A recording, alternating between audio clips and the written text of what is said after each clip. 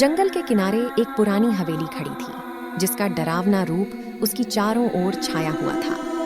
गांव वाले कहते थे कि वहां रात के समय अजीब अजीब आवाजें आती थीं और कोई भी उसे आसपास नहीं जाता था।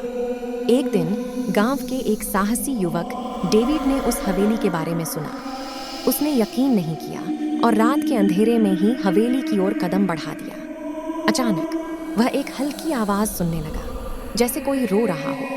वह धीरे धीरे आवाज की ओर बढ़ता गया और देखा एक आदमी की आत्मा थी जो रो रही थी। डेविड ने आत्मा से पूछा, आप इस हवेली में क्यों बंदी हैं? आत्मा ने उसको अपनी कहानी सुनाई।